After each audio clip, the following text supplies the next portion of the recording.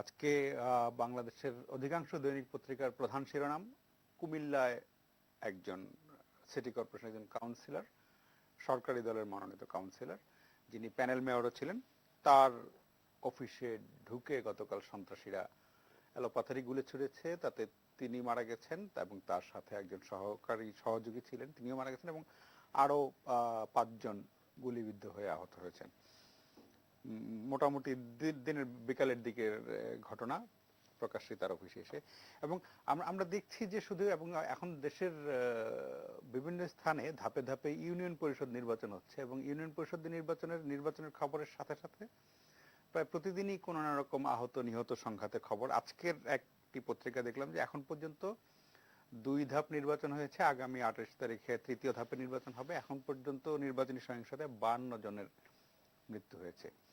সাধারণত মানে যখন মাঠে যখন রাজনীতি প্রবল পক্ষ প্রতিপক্ষ থাকে তখন রাজনৈতিক সংঘাত নির্বাচনকে ঘিরে হয় বা রাজনীতি, কিন্তু বাস্তবতা হলো বাংলাদেশে অনেক দিন ধরে আসলে সেই অর্থে মাঠে রাজনীতি অনুপস্থিত। বাংলাদেশের যারা এখন ক্ষমতাসীন তারাই সব জায়গায় পক্ষ প্রতিপক্ষ, সেই অর্থে বিএনপি বা অন্য দলগুলোর খুব ভালো উপস্থিতি কোথাও নেই।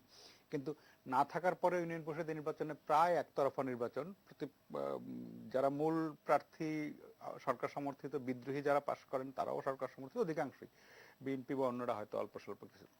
কিন্তু এরকম ফাঁকা মাঠেও এরকম নির্বাচনী বা রাজনৈতিক সহিংসতা আমাদের একটু উদ্বিগ্নই করছে আসলে। তাহলে দেশের এরকম একতরফা অবস্থাতে আইন শৃঙ্খলা পরিস্থিতির এত অবনতি কেন? আজকে এই বিষয়গুলো নিয়ে কথা বলবো। আমাদের স্টুডিওতে 2 জন অতিথি আছেন সিনিয়র সাংবাদিক এম এ আজিজ এবং আছেন রাজনীতি বিশ্লেষক সুভাষ সিংহ রায়। আমাদের সাথে যুক্ত হবেন সাবেক আইজিপি শহীদুল হক এবং দৈনিক ভোরের কাগজের সম্পাদক শ্যামল দত্ত। আপনাদের সবাইকে স্বাগত জানাচ্ছি আমাদের অনুষ্ঠানে। আমি আজিজ ভাইকে দিয়েই শুরু করি।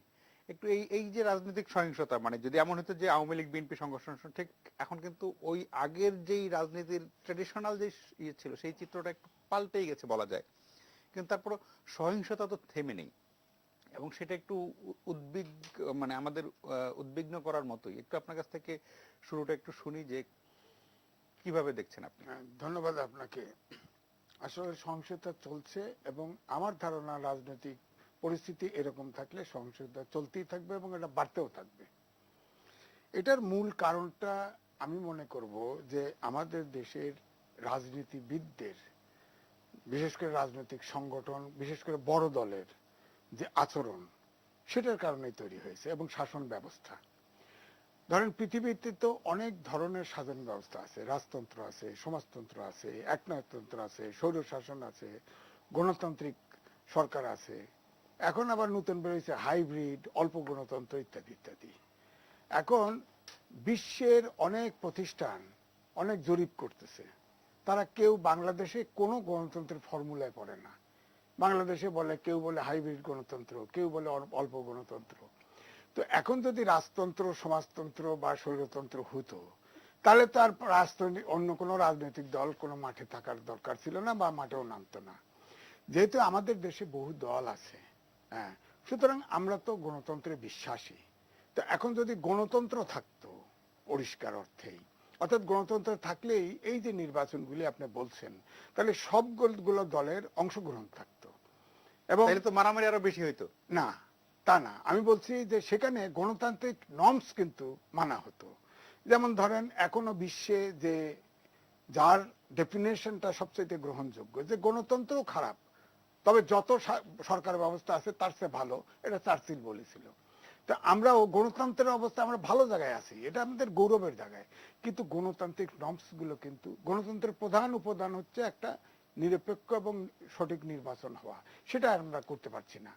দেশ স্বাধীন হওয়ার পর থেকেই আপনি দেখেন কোনো না কোনো ভাবে আমরা কোনো গ্রহণযোগ্য খুব একটা নির্বাচন করতে পারছি না, 2-3টে নির্বাচন ছাড়া, তাও কোনো রাজনৈতিক দলের অধীনে কোনো নির্বাচন নয়। সুতরাং আমি এটাই বলবো, আমরা যেহেতু বহুদলীয় গণতন্ত্রের মধ্যে আছি এবং আওয়ামী লীগ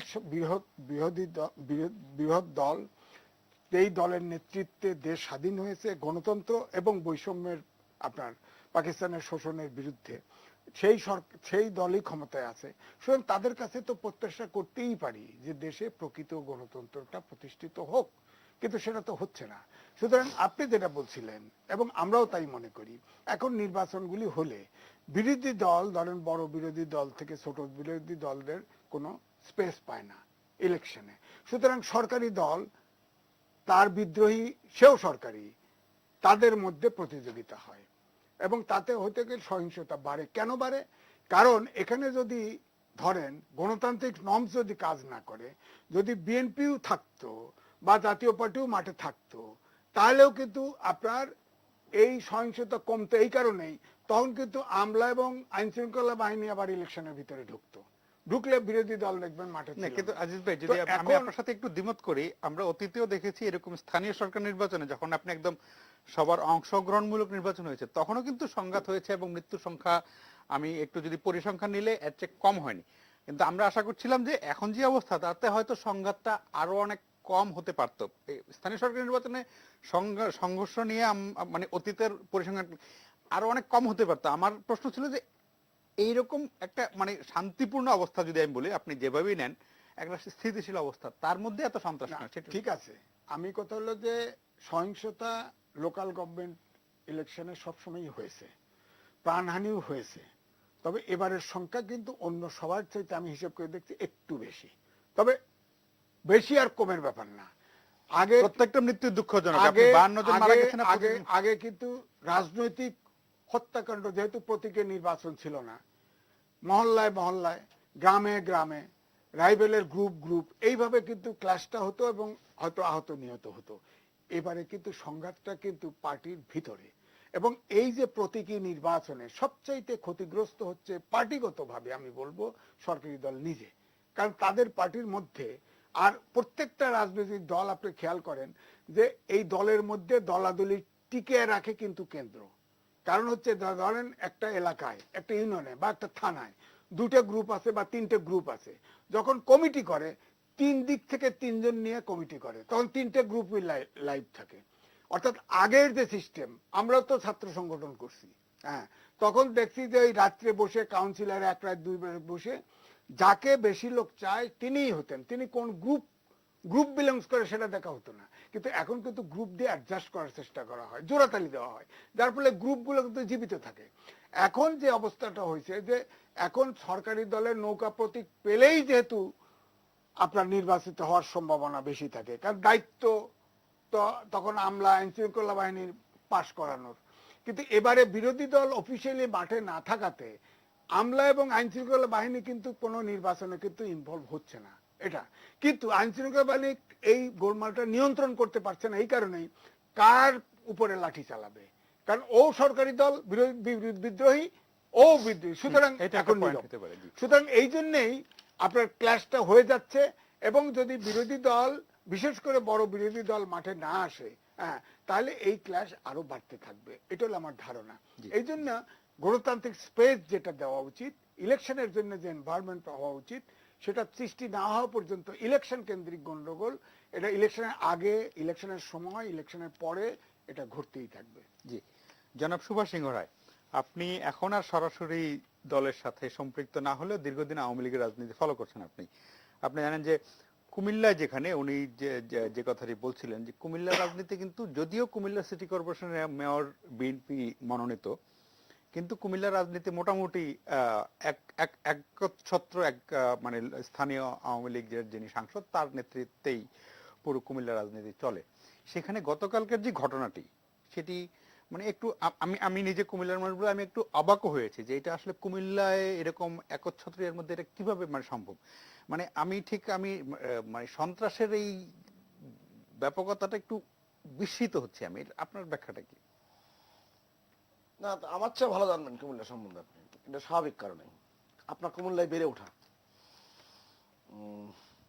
আপনার এই কথা প্রসঙ্গে আমার মনে পড়লো লেফটেন্যান্ট কর্নেল আকবর, যিনি বিএনপির নেতা ছিলেন, মন্ত্রীও হয়েছিলেন। তিনি একবার কথা প্রসঙ্গে বলেছিলেন, আমার দুই সুধীজন থাকতে, কাছের মানুষ যদি থাকে, তাহলে আমার আর কোনো চিন্তার কোনো কারণ নেই। একজন হচ্ছে আওয়ামী লীগের নেতা আফজাল খান, আর একজন বাহার সাহেব তাদের মধ্যে আফজল খান সম্প্রতি মারা গিয়েছেন, তার বিধি আত্মার শান্তি কামনা করছি। তা সেই প্রেক্ষাপটে দ্বন্দ্ব সংঘাতের জায়গা কিন্তু অনেক আগে থেকে সেটা আছে। কুমিল্লাতে আওয়ামী লীগের খুব দুঃসময়, বাংলাদেশের সার্বিক বঙ্গবন্ধু হত্যাকাণ্ডের পরে কুমিল্লাতে যত বড় মিছিল হতো, বাংলাদেশে খুব কম জেলায় আছে এত বড় মিছিল হতো। কুমিল্লাতে সমাবেশ করতে যত বড় সমাবেশ হতো, এত সমাবেশ খুব কম জেলায় হতো। অথচ সেখানে কিন্তু দলে দলে বিভক্তি, উপদল, নানান রকম গোষ্ঠীদ্বন্দ্ব, এ কিন্তু কুমিল্লার একটা স্বভাবে পরিণত হয়েছে অনেক আগের থেকে।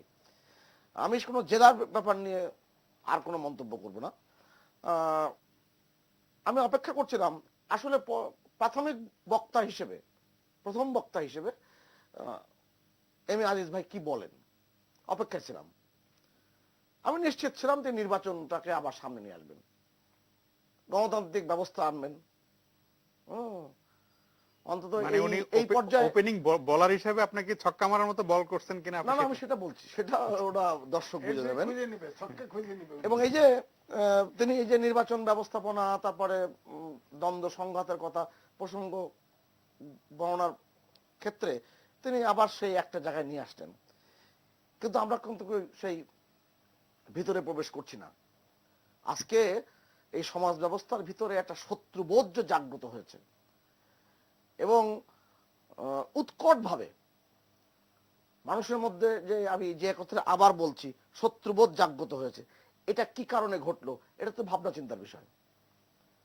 এবং এগুলো নিয়ে সমাজতত্ত্ববিদরা যেমন গবেষণা করবেন, রাজনৈতিক দলের নেতারা তারা কিন্তু এগুলো নিয়ে ভাবনা চিন্তা করবেন, এটা আমি দৃঢ়ভাবে প্রার্থনা করি। এই কারণে দল ব্যবস্থাপনাটা ত্রুটি বাংলাদেশে আছে।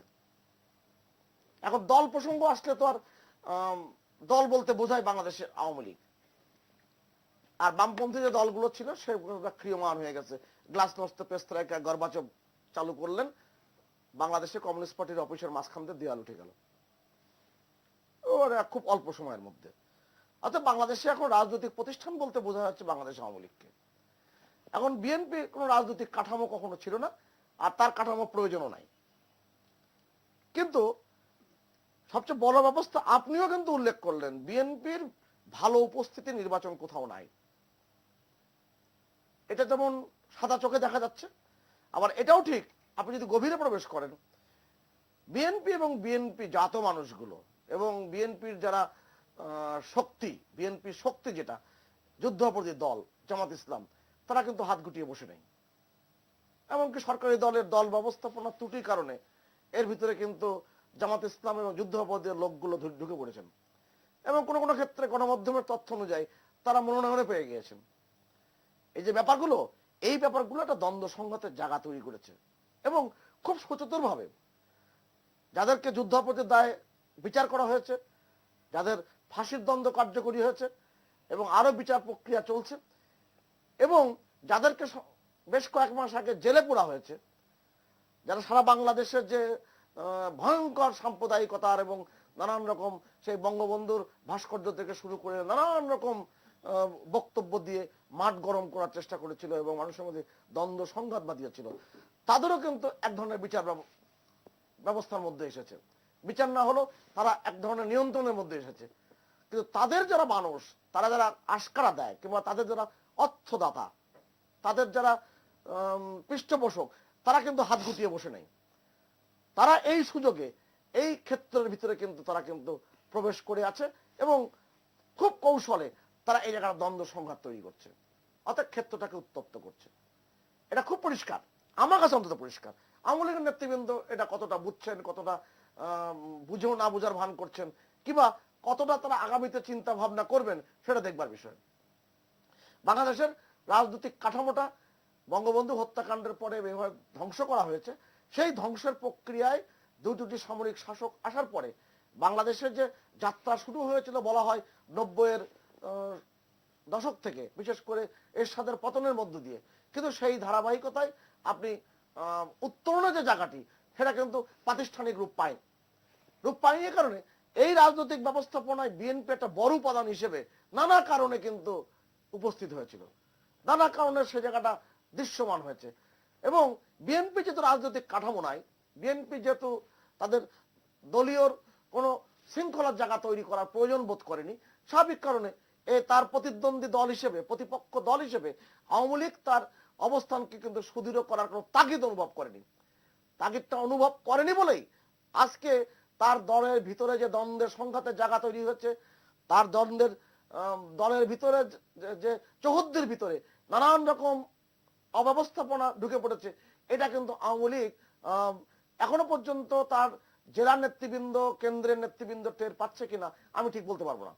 কিন্তু এইটুক বুঝি যে আজকে যারা এই দেশটাকে ধ্বংস করবার চক্রান্ত করেছেন এবং যারা এই দেশের মানুষের জীবন নিয়ে যারা ছিনিমিনি খেলেছেন, তারা কিন্তু এখনো সক্রিয়।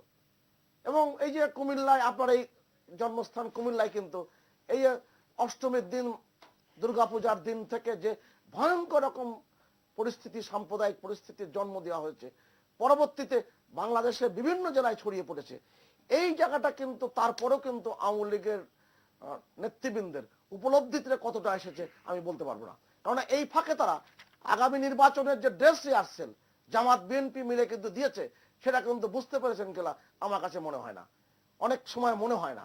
এখন যদি উপলব্ধি হয়ে থাকে তাহলে অনেক ভালো কথা, এবং আমরা দেখবো উপলব্ধি হচ্ছে কিনা।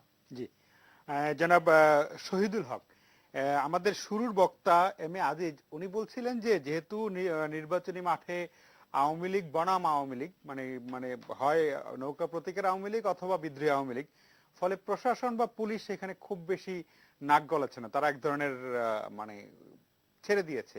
ব্যাপারটা কি এমন, বা এই রাজনৈতিক সংঘাত এরকম, আমি যেটা শুরুতে বলছিলাম যে ফাঁকা মাঠে এরকম রাজনৈতিক সংঘাত সংখ্যাটা কম না, মোটামুটি আজকের পত্রিকার হিসাব অনুযায়ী 52 জন মারা গেছে এখন পর্যন্ত নির্বাচনে।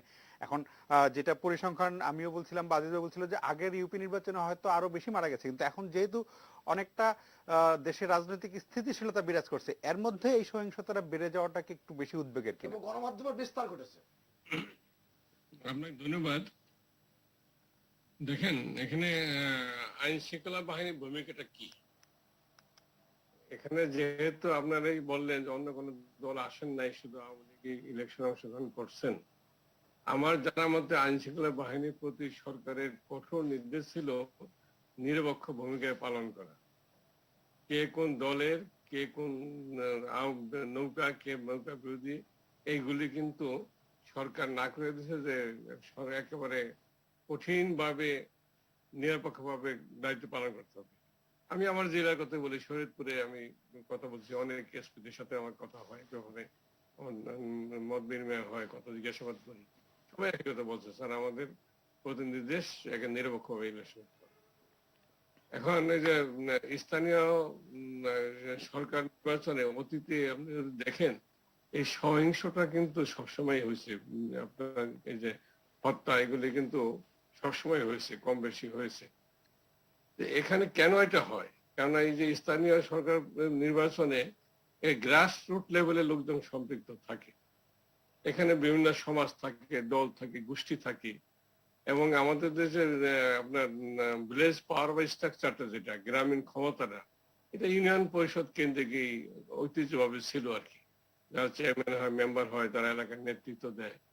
কাজে কোনো গোষ্ঠীর লোক যদি প্রতিনিধি দ্বারা করায়, ওই গোষ্ঠীর লোক মরিয়া হয়ে যায় যে তার ওই লোককে নির্বাচন করার জন্য যে কোনো ভাবে হোক তাকে নির্বাচিত করতে হবে।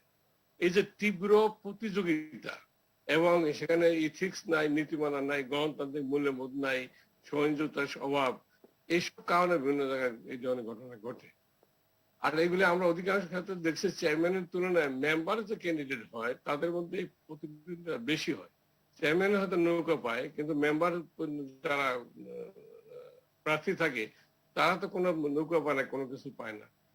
কাজে এটা আমি মনে করি তীব্র প্রতিযোগিতা, এবং বিশেষ করে যে সমস্ত জেলার লোকগুলি একটা ঐতিহ্য আছে, তারা মারামারি পিটাপিটি বেশি করে, রায়টিয়া দাঙ্গা হয়েছে, যেমন ধরেন নরসিংদী তো স্বাভাবিক সময় ওইটা ক্ষুদ্র একটা ইস্যুকে নিয়ে তারা মারামারিতে জড়াইয়া অনেক আহত নিহত অতীত আমরা দেখেছি। এবং নরসিংদী গ্রামে গ্রামে আমি অভিযান চালিয়ে তাদের এই যে সমস্ত দেশীয় অস্ত্র এগুলো উদ্ধার করে প্রত্যেকটা বাড়ি থেকে উদ্ধার করার জন্য এসপিকে বলেছিলাম, অনেক উদ্ধার হয়েছে। এদের মধ্যে যে রাইভালি থাকে, এদের গোষ্ঠীগত এবং আধিপত্য, এগুলি দীর্ঘদিনের। নরসিংদী মনে করেন, আপনি হবিগঞ্জে, তারপর সুনামগঞ্জে যেগুলো চর এলাকা, এগুলো তো এরকম আছে।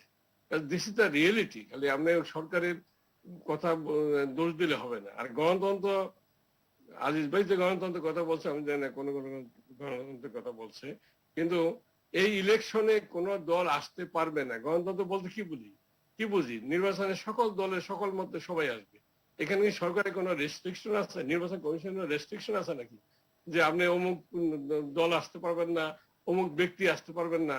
এরকম তো কোনো রেস্ট্রিকশন থাকতো, তাহলে মনে করতাম যে গণতান্ত্রিক পদ্ধতি হচ্ছে না। এটা তো open for all citizen, open for all parties, সবাই অংশগ্রহণ করতে পারে। কাজে এখানে গণতন্ত্র পরিবেশ নাই, এটা কেন বলি আমরা, আমি জানি না। উনিও তো আবার সেই অন্য গণতন্ত্রের কথা বলে, সেটা আমি জানি না কোন গণতন্ত্রের কথা বলছে। আমরা সাদা মাটা চোখে দেখি, গোপন চোখে দেখি গণতান্ত্রিক ব্যবস্থা আছে, সবাই কম্পিটিশন করতে পারে, সবাই আসতে পারে, নির্বাচন কমিশন সবার জন্য উদ্ধার করে দিয়েছে। এখন কেন পুলিশের ভূমিকা নিয়ে প্রশ্ন, আমরা পত্র পত্রিকায় তো আমি আজ পর্যন্ত দেখি নাই যে পুলিশের কোনো ভূমিকা নিয়ে, যে পুলিশ অমুক পার্টিকে সাপোর্ট দেওয়ার কারণে এই ঘটনা ঘটছে। এটা তো পত্র পত্রিকা, আপনারা যারা এত সাংবাদিক গ্রাসরুট লেভেলে আছে, তাদের কোনো রিপোর্ট আমি কিন্তু দেখিনি।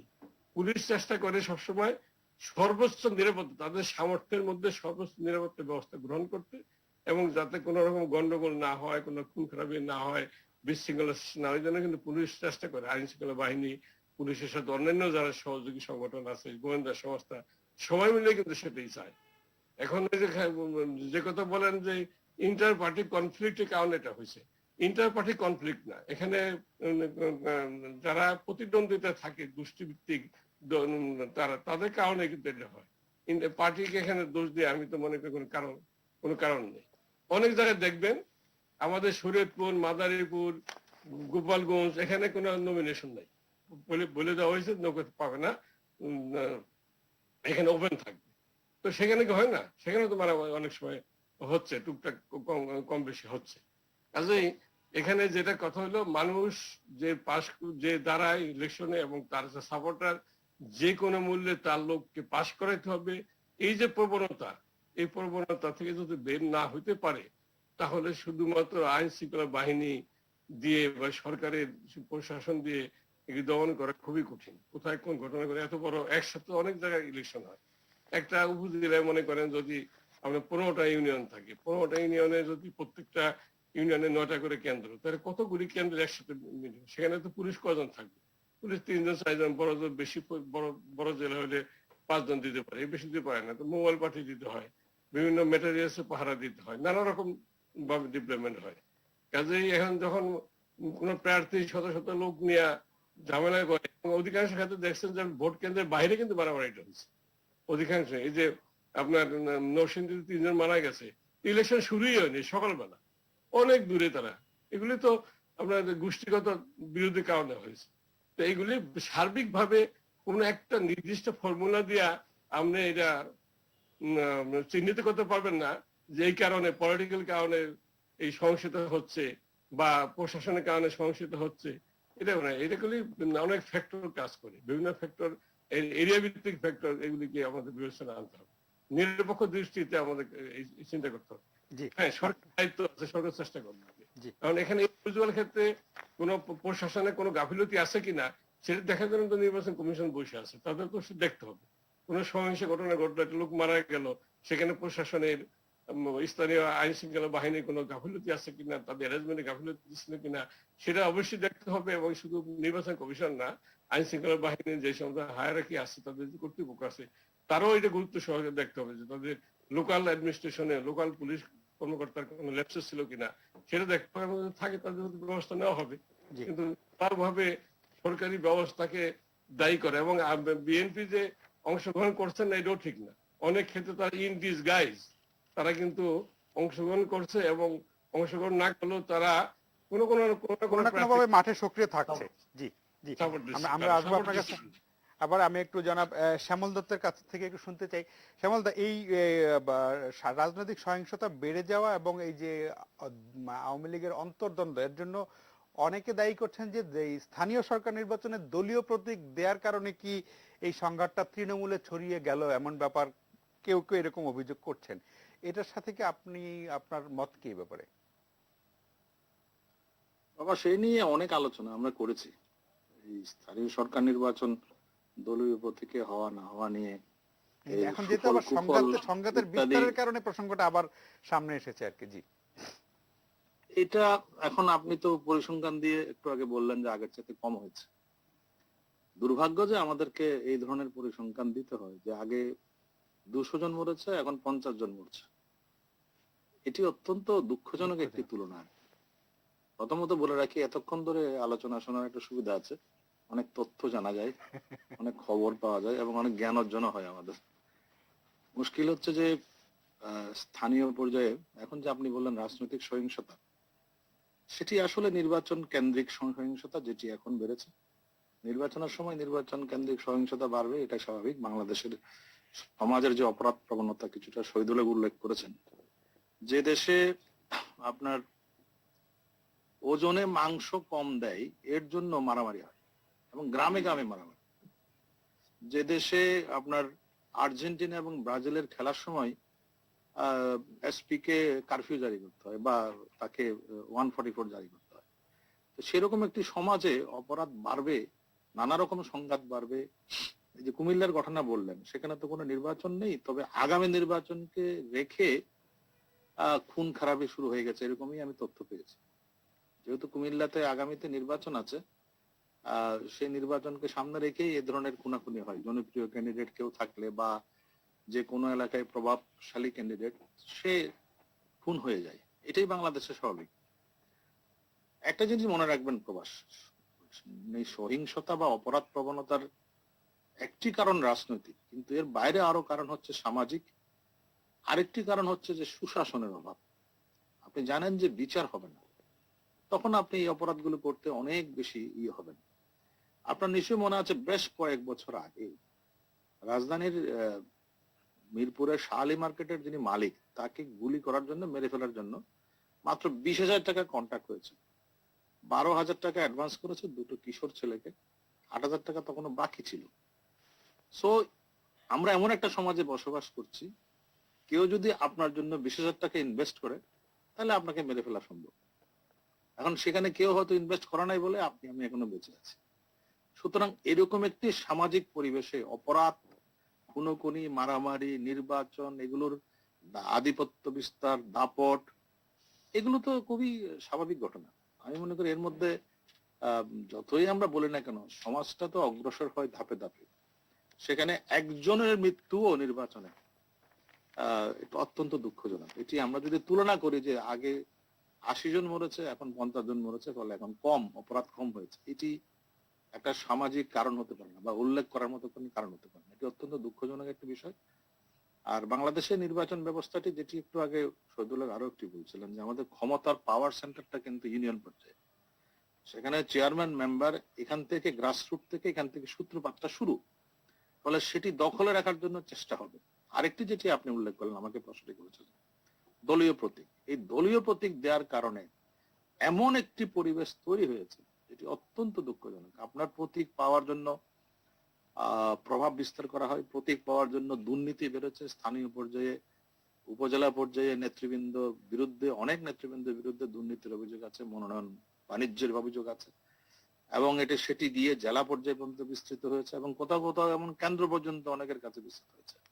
এখন যার নাম আপনি পাঠিয়েছেন দুর্নীতি করে, সে দেখা গেল এলাকায় জনপ্রিয় না, তাহলে সেই প্রভাব বিস্তারটি হবে। আপনি দেখবেন যে এবারের নির্বাচনের ফলাফল যদি বিশ্লেষণ করেন, অনেক জায়গায় বিদ্রোহী প্রার্থী জয়ী হয়েছে, কারণ দে আর মোর পপুলার। আপনি ঘুষ খেয়ে নাম দিয়েছেন কম জনপ্রিয় প্রার্থী, কিন্তু ভোটে বিজয়ী হয়ে আসছে বা জনপ্রিয়তা আছে আরেকজন প্রার্থী। এখন এই ধরনের এই যে দলীয় প্রতীক দেওয়ার বিষয়টি পুরো নির্বাচন ব্যবস্থাকে আসলেই জটিল করেছে, যেটি আপনি প্রশ্নটি করেছিলেন আমাকে। সেই জায়গায় আমি বলতে পারি যে এটি আসলে স্থানীয় পর্যায়ে বোধহয় আমাদের বিবেচনা করা উচিত ছিল। আবার দেখবেন আপনি কোনো কোনো জায়গায় কিন্তু বিবেচনা করাও হয়েছে, শরীয়তপুর এবং আরো কোনো জায়গায়, গোপালগঞ্জ, আরো বিভিন্ন জায়গায় দলীয় প্রতীক দেয়া হয়নি, কিন্তু ওমিট করা হয়েছে। আরো কয়েক জায়গায় আমি শুনলাম আইনমন্ত্রী আনিসুল হক তার বিয়েতে জেলায় চেয়েছেন, এই প্রতীক বরাদ্দ চাননি। তার মানেটা কি? তার মানে এই যে কেউ কেউ বুঝতে পারছেন যে এটি না হলেও চলে, তাহলে একটি ব্যবস্থার মধ্যে আরো নানা ধরনের চিন্তা যদি সংযুক্ত হয় তাহলে বোঝা যায় যে চিন্তাটির মধ্যে জটিলতা আছে। ফলে এই জায়গাতে আমাদের মনে হয় যে নতুন করে হানাহানি সংঘাতটি কমানো যেত আমার মনে হয়, এবং নির্বাচনটি আরো ভালো করা যেত যদি এই যে আওয়ামী লীগকে যে এখন দলে দলে প্রতিদিন বিদ্রোহী প্রার্থীকে বহিষ্কার করা হচ্ছে, বহিষ্কার করতে হচ্ছে, সেটি কিন্তু স্থানীয় পর্যায়ে আরো রাজনৈতিক সংঘাতকে বাড়াবে। কিন্তু আপনি জনপ্রিয় ক্যান্ডিডেটকে দেন নাই দেখে বা যে কোনো কারণ হোক যাকে দেন নাই সে বিদ্রোহী দাঁড়িয়ে পাশ করে যাচ্ছে, এবং সে বিদ্রোহী দাঁড়িয়ে সংঘাত করছে। এটি তৃণমূল থেকে আওয়ামী লীগের জন্য একটা বড় ধরনের খারাপ বার্তা যাচ্ছে বলে আমি মনে করি, যেটা আসলে সংঘাতের রাজনৈতিক সহিংসতার একটি কারণ। আরো কারণ আছে, জি, সেটা তার মধ্যে হয়তো এটি অন্যতম একটি কারণ।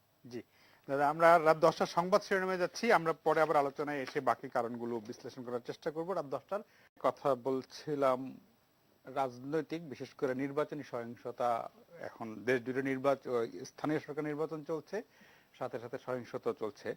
বিরতির আগে শ্যামল দত্ত যেমন বলছিলেন যে আসলে এই পরিসংখ্যান দিয়ে পরিস্থিতি ভালো বা মন্দ এটা আসলে বোঝানো খুবই আসলে বেদনাদায়ক। কারণ আমরা যত সহজে বলে ফেলছি যে 52 জনের মৃত্যু হয়েছে, 52 জনের মৃত্যু মানে কিন্তু 52টি পরিবারে কান্না, এই কান্না কিন্তু চলবে সারা জীবন। তো ফলে আসলে আমরা প্রত্যেকটি মানুষের জীবনে মূল্যবান। তবু আলোচনাটা যেহেতু এসেছেই, জনাব আমি আজিজ আপনার কাছে ফিরছি। আপনি বিএনপি আনুষ্ঠানিকভাবে নির্বাচনে নেই, কিন্তু সরকারি দলের পক্ষ থেকে যেমন মাননীয় প্রধানমন্ত্রীর প্রেস কনফারেন্সেও প্রসঙ্গটি এসেছিল, তিনি বলেছেন যে বিএনপি আনুষ্ঠানিকভাবে না থাকলেও তারা কিন্তু নানা জায়গায় অনানুষ্ঠানিকভাবে নির্বাচনে অংশ নিচ্ছেন। যেমন সুভাষ সিং রায় যেটা বলছিলেন যে তারা কখনো মানে স্বতন্ত্র হিসেবে নির্বাচনে অংশ নিচ্ছেন, অথবা এই যে আওয়ামী লীগের দুই গ্রুপের কোন এক গ্রুপের সাথে মিলেমিশে তারা কিন্তু মাঠে কিন্তু আছে।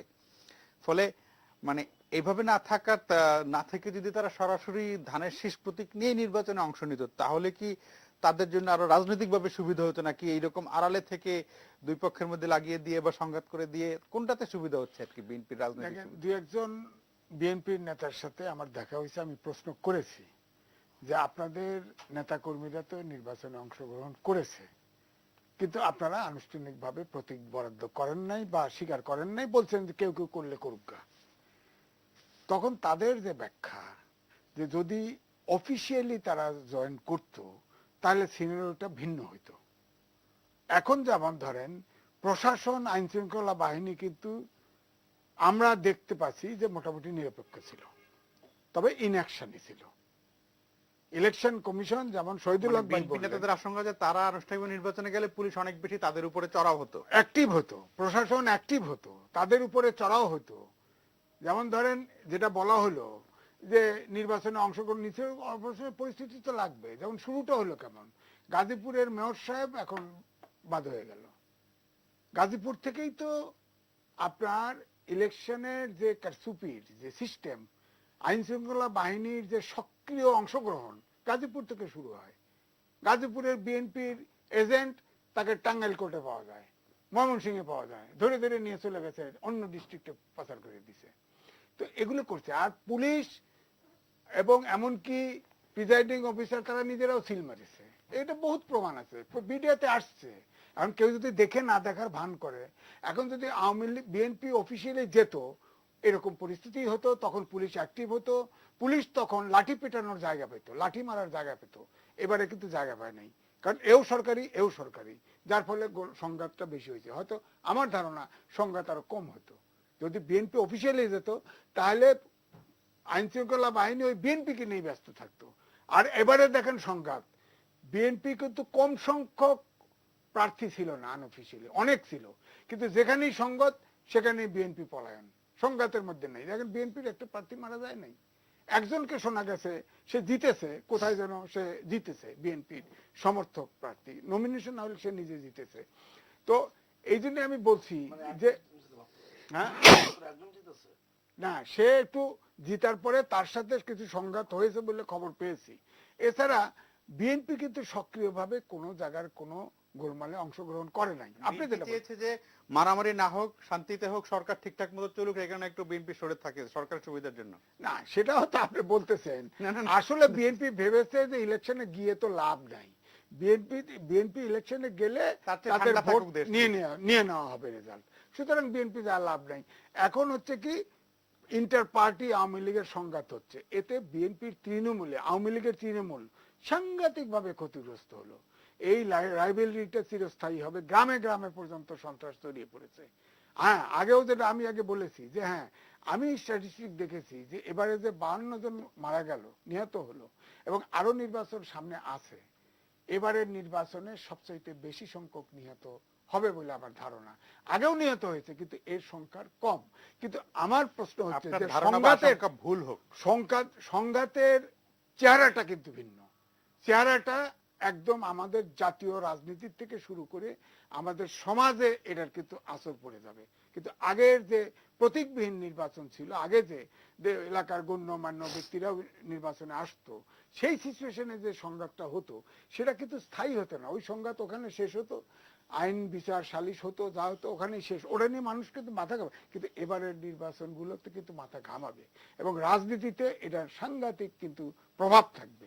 এটাই আমার বক্তব্য। জি জি, জনাব সুভাষ সিংহ রায়, আমি জনাব শ্যামল দত্তের বক্তব্য এবং জনাব এম এ আজিজের বক্তব্য, দুজনের বক্তব্য দিয়ে যদি এমন ভাবে একটু বলি যে যেই ইউপি নির্বাচনটি হচ্ছে দলীয় প্রতীকে এবং যেভাবে সংঘাতের বিস্তারটা যেটা হয়েছে সেটা মূলত, আপনি স্বীকার করেন নাই করেন, মূলত আওয়ামী লীগ বিদ্রোহী আওয়ামী লীগ এরকম, তাতে এবং এই দলীয় প্রতীক পাওয়ার জন্য জনপ্রিয় প্রার্থীকে না দিয়ে, যেটা শ্যামল দত্ত সরাসরি বলেছেন যে ঘুষ খেয়ে বা অনিয়ম করে মানে জনপ্রিয় প্রার্থীকে না দিয়ে অন্য প্রার্থীকে দেওয়া হয়েছে, যে কারণে সংঘাতটা বেড়েছে। মানে সব মিলিয়ে কি আওয়ামী লীগের মূল যেই শক্তি, যেটা মাননীয় প্রধানমন্ত্রী এবং আওয়ামী লীগ প্রধান শেখ হাসিনা বারবার উল্লেখ করেন যে আওয়ামী লীগের মূল শক্তি হলো তৃণমূল, এই নির্বাচন কি আওয়ামী লীগের তৃণমূলকে অনেক দুর্বল করে দিচ্ছে কিনা? একটা চমৎকার প্রশ্ন করেছেন। চমৎকার এই অর্থে যে এই প্রশ্নটাই একটা যথাযথ প্রশ্ন। শ্যামল দত্ত যে বিষয়গুলো অবতারণা করেছেন সেটা আওয়ামী লীগের নেতৃবৃন্দটা কতটুকু শুনবে আমি বলতে পারবো না, কিন্তু তিনি গভীর এবং গভীরতর যে অসুখের জায়গার উল্লেখ করেছেন সেটা আমি সেই রামেন্দ্র সুন্দর ত্রিবেদীর একটা বিখ্যাত লেখা ছিল, আপনিও পড়েছেন আমিও পড়েছি, সামাজিক ব্যাধি ও তাহার প্রতিকার। এটা আমাদের জন্য কিন্তু ভাবিয়ে তোলে এবং এখানেই কিন্তু আওয়ামী লীগের যে শক্তির জায়গাটি, সেই শক্তির জায়গাতে আপনার দ্বন্দ্ব সংঘাতের জায়গা তৈরি হলো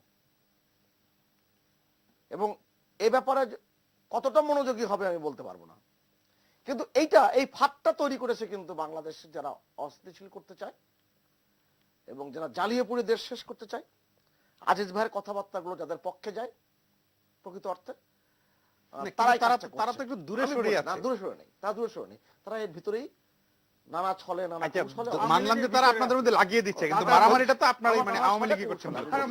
আমি আপনাকে বলি, এই যে এইবার নির্বাচনে কিন্তু আরেকটি বিষয় কিন্তু সামনে এসেছে। এক সময় শুনতাম আমরা মনোনয়ন বাণিজ্য, এবার তার সাথে যুক্ত হয়েছে প্রত্যাহার বাণিজ্য।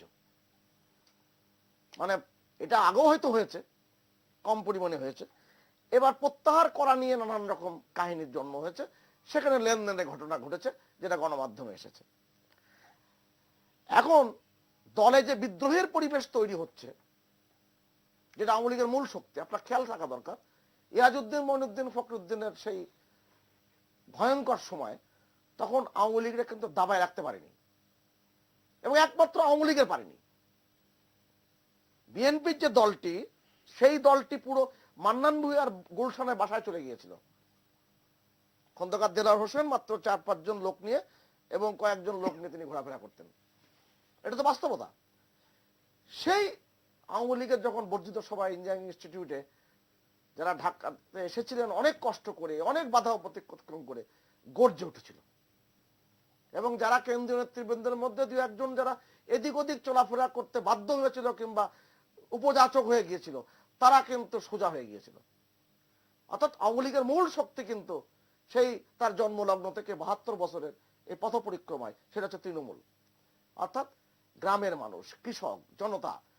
এবং গ্রামে যে মানুষটি আওয়ামী লীগ করে, যে মানুষটি লাভের লোভে, যারা শুধু দল করেন না, কিন্তু সেখানে লোভের যে বিচ্ছুরণ ঘটানো হলো, লোভের যে পথ দেখানো হলো, সেই পথটা কতটা ভয়ঙ্কর কারণ আওয়ামী লীগ যদি বিএনপিকে অনুসরণ করে, বিএনপির মতো করে আওয়ামী লীগ চালানোর চেষ্টা করে, তাহলে কিন্তু আওয়ামী লীগ আর আওয়ামী লীগে থাকে না। এটা কিন্তু আওয়ামী লীগ নেতৃবৃন্দের বোঝা দরকার। কথা আমি বেশি বাড়াবো না।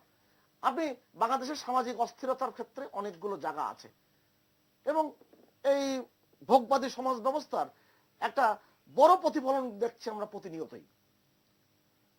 লোভের যে উৎকট যে প্রদর্শন এবং ক্ষমতার যে উৎকট প্রদর্শন, সেটা কিন্তু আমরা দেখতে পাই।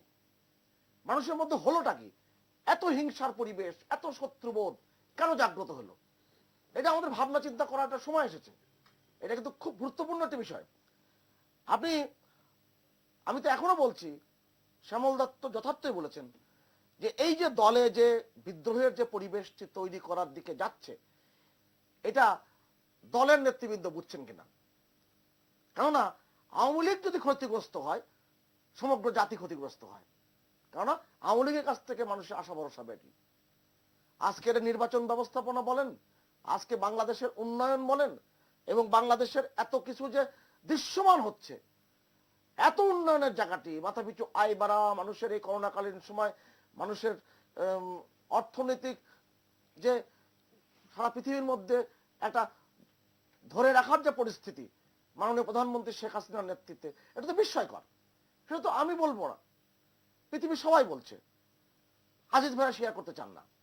এখন একটা কথা বলে মরিয়া হয়ে ওঠার যে একটা পরিবেশ দেখছি, সেটা কিন্তু সমাজে আগেও ছিল। যেটা সাবেক আইজিপি হযরত সাহেব বলেছেন, রায়পুরাতে, নরসিংদী রায়পুরাতে একটা জায়গায় প্রতি বছর নির্দিষ্ট সময় কিন্তু গ্রামের মানুষের মধ্যে মারামারি হয়, বল্লম নিয়ে, তীর ধনুকও ব্যবহৃত হয় এই অবস্থায়, এই তথ্য প্রযুক্তির যুগে। এবং সেখানে কোনো থানায় মামলা হয় না। আমি জিজ্ঞেস করেছিলাম, থানায় মামলা হয় না কেন? 6 জন মারা গিয়েছেন, মামলা হয় না কেন?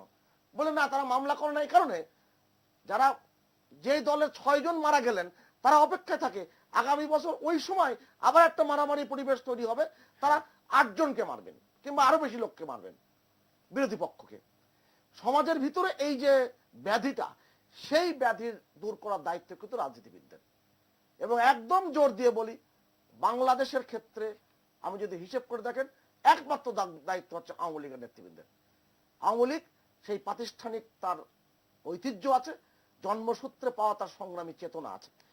এই যে ঢাকা বিশ্ববিদ্যালয়ের একটি সাবজেক্টের আমি প্রস্তাব করেছিলাম, আমি যখন সিনিয়র সদস্য হিসেবে দায়িত্ব পালন করছিলাম, পিস অ্যান্ড কনফ্লিক্ট আছে তো এখন বিষয় অনেকেই পড়াশোনা করছেন, অনেকে পিএইচডি করছেন এই সাবজেক্টের উপরে, বিশ্বব্যাপী কিন্তু সমাদৃত এই সাবজেক্টটি। এই যে কনফ্লিক্টের যে জায়গাটি, সেই জায়গাটা থেকে দূর করবার জন্য নেতাদের দায়িত্ব রয়েছে। কারা এইবার মনোনয়ন পেয়েছিল, এটা বিশ্লেষণ হওয়া দরকার। কেন এই অভিযোগগুলো আসছে? অভিযোগ কি শুধু বিরোধিতা করার জন্য অভিযোগ আসছে, নাকি আমি পাইনি বলে আপনার বিরুদ্ধে আমি বদনাম করছি? আপনি কেন পেয়েছেন? এই যে ব্যাপারগুলো, এটা সব ক্ষেত্রে যে সব তথ্য যে সঠিক আসছে সেটাও আমি বলবো, কিন্তু না হইলো মানে অনেকটাই তো নিশ্চয়ই সত্যি হতে পারে। কিন্তু এই ব্যাপারটা তো আপনার যাচাই বাছাই করা দরকার, সত্য যাচাইয়ের প্রয়োজন বাংলাদেশের ভবিষ্যতের স্বার্থে। আপনি একসময় কারা এই ইউনিয়ন পরিষদের চেয়ারম্যান হতেন, মেম্বার হতেন? ওই যে শাহ আব্দুল করিমের গান, যে আমরা কি তার খবরও লইতাম, কে বা মেম্বার কে বা চেয়ারম্যান। এখন হয়ে গেছে কি, একটা উন্নয়নের একটা গর্বযাতনা আছে। আপনি যখন ইউনিয়ন পরিষদ শক্তিশালী হয়েছে, মাননীয় প্রধানমন্ত্রী 2009 সালে দায়িত্ব নেওয়ার পরে তিনি এই যে স্থানীয় সরকার ব্যবস্থাপনার আইন যেটা তৈরি করেছেন, স্থানীয় প্রশাসনকে সম্পৃক্ত করেছেন, প্রচুর বাজেট গিয়েছে। এখন ইউনিয়নও কিন্তু অবকাঠামো তৈরি হয়েছে যেটা দেখার মতন, এবং সেখানে কিন্তু ফান্ড সেই লোভের টাকা তৈরি হচ্ছে। এখন যিনি 4 বার চেয়ারম্যান ছিলেন, 3 বার চেয়ারম্যান ছিলেন, সে যদি আবারও চেয়ারম্যান হতে চায়, তখন দ্বন্দ্বের জায়গাটি তৈরি হয়।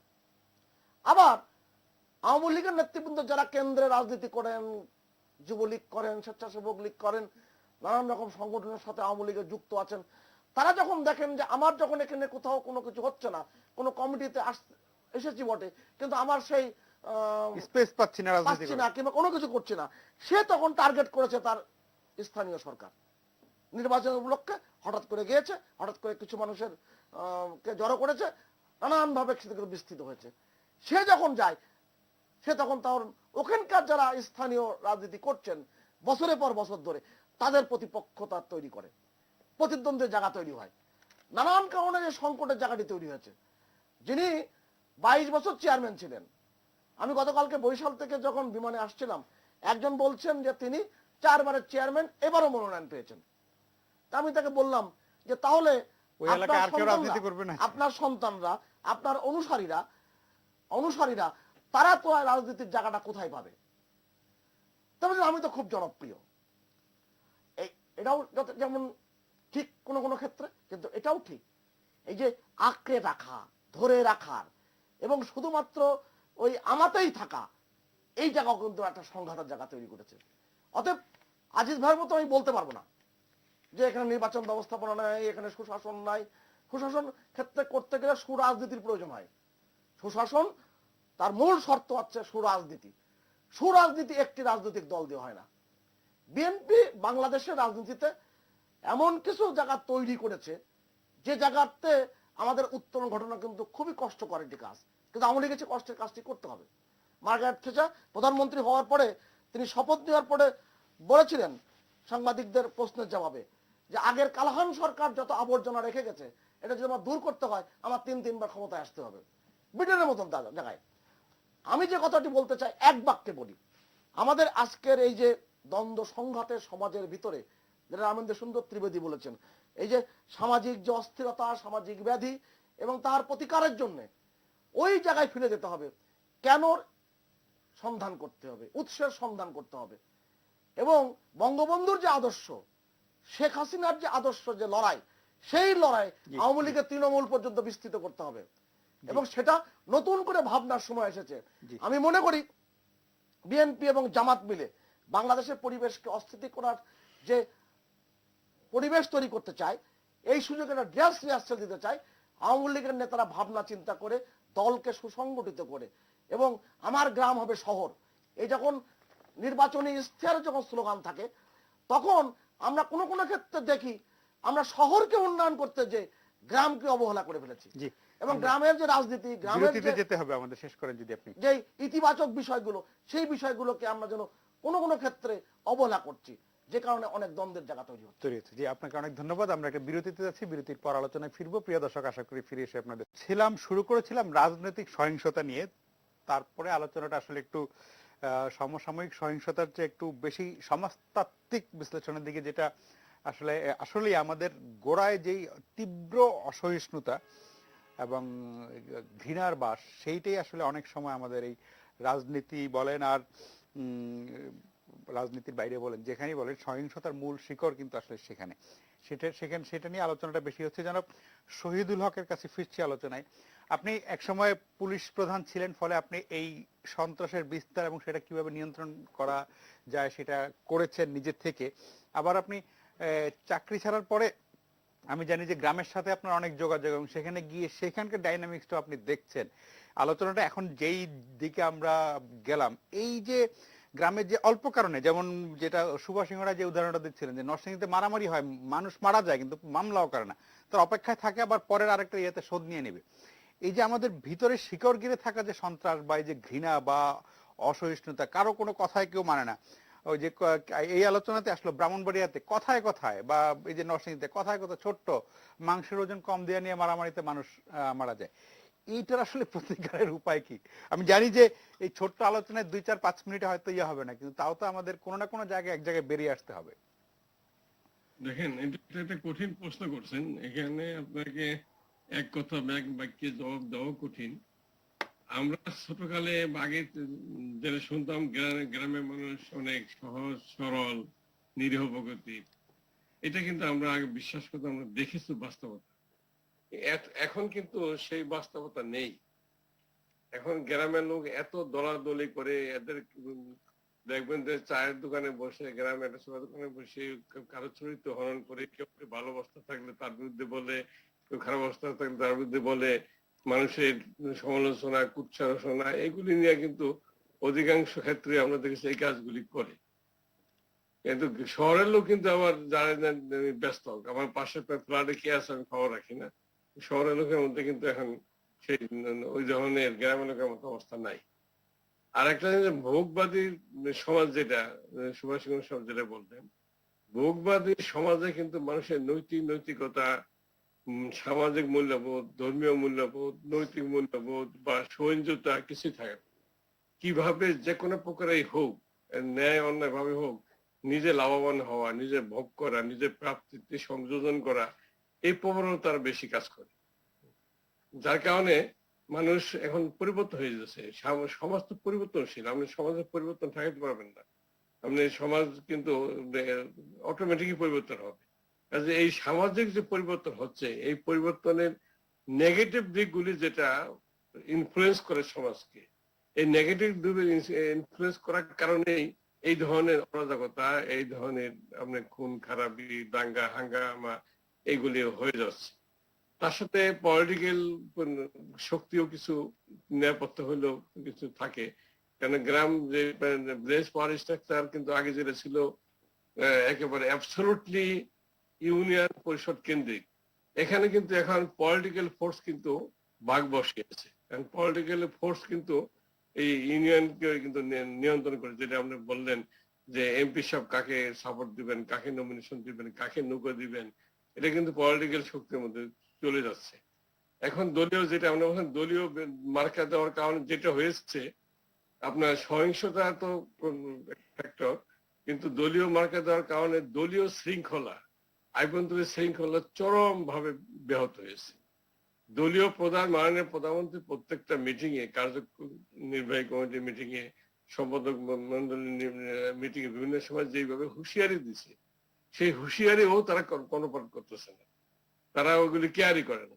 তার বিদ্রোহী হচ্ছে, তারা মারামারি করছে, এবং তাদেরকে যারা বিদ্রোহী হচ্ছে তাদেরকে প্রভাবশালী নেতারা যে সাপোর্ট দিচ্ছে না, প্রত্যক্ষ না পারলে পরোক্ষভাবে দিচ্ছে, এটাও তো অনেক সময় দেখেছি।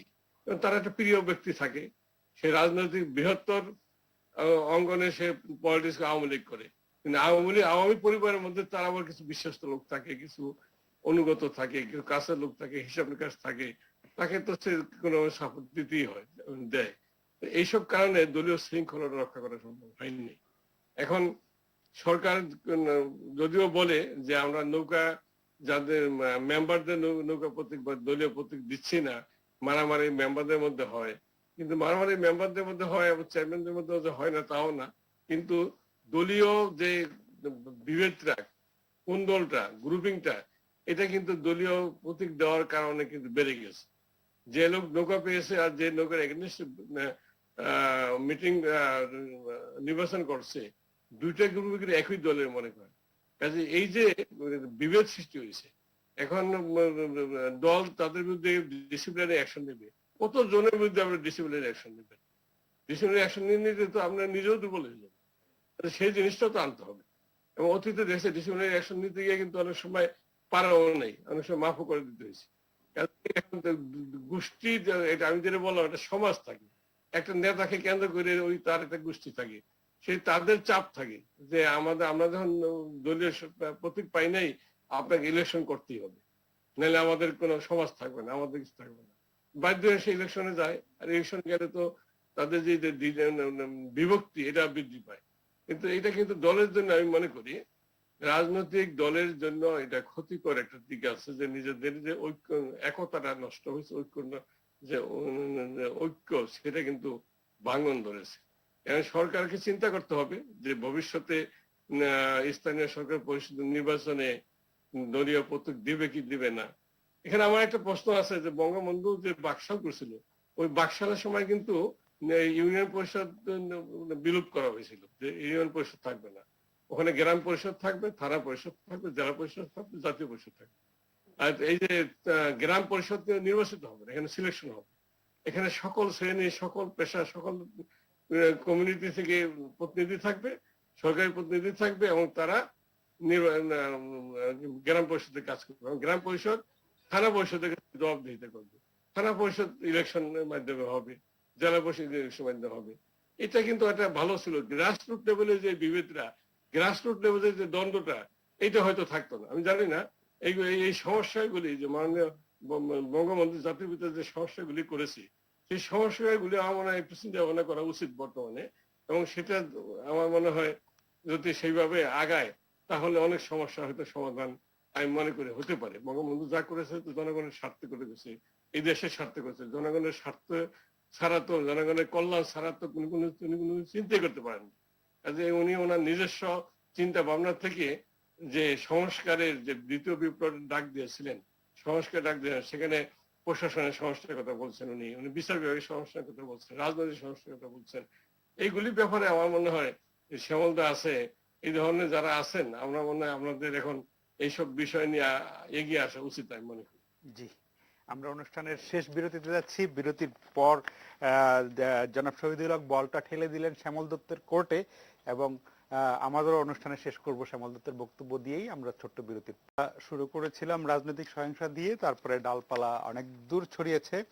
আমরা শ্যামল দত্তের কথা দিয়ে অনুষ্ঠান শেষ করব। বিরতির আগে বলছিলাম, তবে দুইটা জিনিস হলো যে, যেমন শহীদুল হক বলছেন যে উনি ওনার অভিজ্ঞতা থেকে যে গ্রামের যে আগের একটা আমাদের সারল্যের কথা আমরা বলি, সেইটা আর আসলে এখন আর আগের মতো নেই, বরং অনেক বেশি প্রতিদ্বন্দ্বিতা, অনেক বেশি। তার আগে সুভাষ সিংহ রায় বলছিলেন যে গ্রাম পর্যায়ে উন্নয়ন ছড়িয়ে যাওয়ার কারণে, মানে উন্নয়ন কাজের সাথে অনেক অর্থ গেছে, এবং সেই অর্থ যাওয়ার কারণে দুর্নীতিটাও গ্রাম পর্যায়ে আসলে বিস্তৃত হয়েছে। সব মিলিয়ে গ্রামটাকে শহর বানানোর উদ্যোগ, এটা মানে অনেক সময় হিতে বিপরীত বলে না, যে হয়তো ভালো করতে গিয়ে কি আমরা খারাপ করে ফেললাম কিনা, সেইটার একটা বিশ্লেষণ। আর আপনি যেটা শুরুতেই বলছিলেন সেটা আসলে আমারও খুব ইয়ে লাগছে, যে আমরা যখন এই যে তুলনা করি 80 জন না 52 জন, নির্বাচন কিন্তু আরো আছে। আমরা আজকে এমন একটা প্রত্যাশা দিয়ে শেষ করতে পারি যে এই 52 এখানেই থামবে, আর যেন নির্বাচনী সহিংসতায় কোনো মৃত্যুর ঘটনা না ঘটে। জনাব শ্যামল দত্ত। আপনার এরকম একটি কামনা প্রবাস আমার মনে হয় না বাস্তবতার পূরণ সাথে হবে। জি।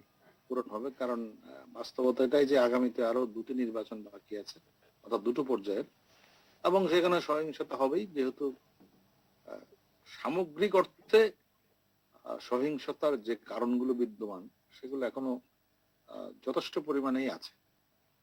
আরেকটি কথা আপনাকে বলে রাখি যে গ্রাম, আমি এখন কিন্তু গ্রাম থেকে সংযুক্ত হয়েছে আপনার এখানে। বাংলাদেশটা আসলে পরিবর্তন হয়ে গেছে। এখন আর আগের মতো যদি আপনি গ্রামের যে ক্যারেক্টারিস্টিক্স সেটি কিন্তু এখন আর নেই। এই গ্রামেই আমি যখন আমার শৈশব কাটিয়েছি, তখন এখানে আসতে এখানকার পরিবেশ, এখানকার সামাজিক ব্যবস্থা, এগুলো একেবারেই বদলে গেছে। এটা স্বাভাবিক। আপনি কি গ্রাম বলতে আপনি বলবেন হিতে বিপরীত। গ্রামগুলোকে কি আপনি সারা জীবন অন্ধকারে রেখে দেবেন? এখানে আলো এসছে, ইন্টারনেট এসছে, অর্থনীতি এসছে, জীবনযাপন পাল্টে গেছে, এটা স্বাভাবিক। এবং এই পরিবর্তনের সঙ্গে আপনি যখন জানালাটা খুলে দিবেন, তখন খোলা হাওয়া যখন ঢুকবে, তখন পোকামাকড় ঢুকবে। এখন এটাকে আপনাকে মেনে নিতে হবে। This is the reality. আপনি গ্রামকে উন্নত করতে হবে। গ্রাম ভিত্তিক বাংলাদেশ এখন পৃথিবীর অন্যতম একটি জনবহুল দেশ। সেখানে গ্রামকে যদি আপনি ডেভেলপ না করেন, আপনি শুধু শহরের ডেভেলপমেন্ট দিয়ে তো দেশকে অগ্রগতিতে নিতে পারবেন না। এক। দ্বিতীয়ত কথা হচ্ছে, আমি মূল জায়গাটিতে আবার ফিরে যাচ্ছি, সেটা হচ্ছে গুড গভর্নেন্স, সুশাসন, আইনের শাসন। সেটি গ্রাম শহর যেখানেই হোক, সেটা যদি এনশিওর করতে পারেন, তাহলে সকল ব্যবস্থারই উন্নতি হবে। আইন শৃঙ্খলার উন্নতি হবে, মানুষের মধ্যে মনোযোগতা। আপনি সংস্কৃতি, গ্রামগঞ্জে এখন আগে যে সংস্কৃতি, হ্যাঁ আপনার সাথে আমি একমত, গ্রামগঞ্জে আগে যে সংস্কৃতি ছিল সেটা একেবারে নষ্ট হয়ে গেছে। এখন গ্রামীণ সংস্কৃতি বলতে কিছু কিন্তু নাই। ওয়াজ মাহফিল ছাড়া আর কিচ্ছু নাই। কিন্তু গ্রামে এক সময় নাটক হতো, সাংস্কৃতিক অনুষ্ঠান হতো, বিভিন্ন রকমের আমাদের সামাজিক সাংস্কৃতিক অনুষ্ঠান যেগুলো ছিল সেগুলো সব বন্ধ হয়ে গেছে। কারণ কেন বন্ধ হয়েছে সেটি একটি আলাদা আলোচনা, সেটি আজকের এই সংক্ষিপ্ত সময়ে করা যাবে না। একটি কথা আপনাকে শুধু বলি, কেন রাজনৈতিক নেতারা এত ডেসপারেট? কারণ দলীয় প্রতীকটা পেলে বিজয় নিশ্চিত, ফলে দলীয় প্রতীকের জন্য এক ধরনের ডেসপারেশন আছে। এই ডেসপারেশনটাই কিন্তু হানাহানি, খুনোখুনি, সংঘাত এগুলো তৈরি করছে। এক। আবার আপনি এটাও জানেন যে 88 জন চেয়ারম্যান বিনা প্রতিদ্বন্দ্বিতায় নির্বাচিত হয়েছে, অন্য কাউকে নির্বাচন করতে দেয় নাই।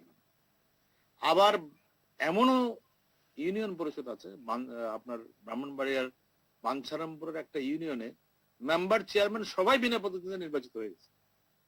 এখন আপনি এই ধরনের একটি পরিবেশ যখন বিদ্যমান পলিটিক্যাল সিনারিওতে, সেখানে সংঘাত, মারামারি, হানাহানি হবে, প্রবাস, এটাই তো স্বাভাবিক। এখন আমরা একটা ইলেকটোরাল সিস্টেম, একটা গুড গভর্নেন্স, এগুলো যদি এনশিওর না করি, আপনি যতই বলেন সংঘাত বাদ বাংলাদেশ থেকে নির্বাচন থেকে চলে যাবে, এটা আশা করাটা ঠিক হবে না। কারণ সেই যা পরিবেশটি আমরা তৈরি করতে পারি নাই। এখন এগুলোর জন্য লম্বা প্রক্রিয়া কাজ করতে হবে। এটা ঠিক যে আপনি দেখেন, আপনি ইতিহাসের দিকে যদি একটু তাকাই, মানে বঙ্গবন্ধু শেখ মুজিবুর রহমান 54 সালও নির্বাচন করেছেন, 70-এ এসে সকল বাধা অতিক্রম করে পাকিস্তানি শাসনের অধীনে নির্বাচন করে তিনি দেখিয়ে দিয়ে গেছেন নির্বাচন কিভাবে করতে হয়। এখন যে জায়গাটি দাঁড়িয়েছে সেটা হচ্ছে আপনি এই যে দলীয় মনোনয়ন ইত্যাদি নিয়ে যে বেচা কেনা বেচা ইত্যাদি নিয়ে, এগুলো তো ওপেন সিক্রেট। এখন এই জায়গায় দলকে ঠিক করতে হবে তারা কি চায় আসে। আপনি একটা সিস্টেম করেছেন কি, আপনার থানা ইউনিয়ন থানা পর্যায়ে থেকে আপনি মনোনয়ন পাঠাতে হবে। এখন এই মনোনয়নের নাম তোলার জন্য একটা ব্যাপক একটা আছে, কম্পিটিশন আছে। সেই কম্পিটিশন গুলো কি হয় বাংলাদেশে তো আপনি জানেন, আন্ডার হ্যান্ড ডিলিং হয়।